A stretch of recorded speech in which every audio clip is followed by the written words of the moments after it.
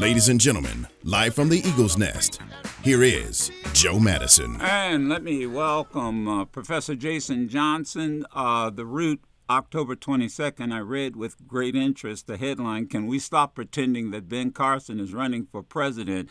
So let me ask this question, given the news today. And first of all, welcome, Dr. Johnson. Appreciate you being here on the Madison Show. How are you this morning? Thank you very much, Mr. Madison. I'm good. It's always good morning. I walked by your booth several times when I'm at Sirius XM, but this is our first time getting to chat, so I'm excited. Oh, well, you should always step in, man. Step in. Just walk on in. But let me ask you, do you still think that Ben Carson is pretending? Yeah, of course I do. Okay, tell me why. He has no real intention of running for president. And, when you look at, even expanding upon what I wrote in my piece for The Roots, when you look at what he said at the last Republican debate, where they said, "What's your greatest weakness?" And it was, after he stumbled over his words like he always does, and he says, "Well, it was not realizing that I should kind of maybe sort of want to run for president until 100,000 people signed a petition."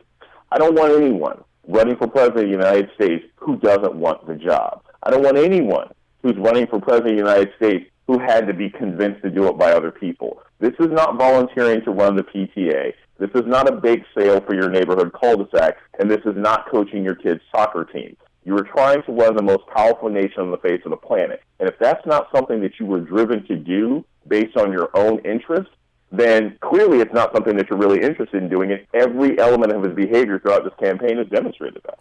Then how do you explain why he's leading in some polls at this point? He is a tabula rasa that white conservative voters can write all of their anger about Obama on. Think about this objectively. Almost every single time I have heard a focus group talk about Ben Carson, there are these statements of, well, he's a real Christian, or he'll restore dignity to the White House. Basically, it's a way of striking back at Obama. Because if he was a white guy who couldn't speak, who mumbled on stage, who barely visits Iowa, who has completely contradictory and nonsensical policy suggestions, there's no way he would be doing so well. But again, there's that element, there's that anti-Obama element that's still in the Republican Party that sees him as a way of sticking it to those liberals who foisted a Negro upon them for 8 years.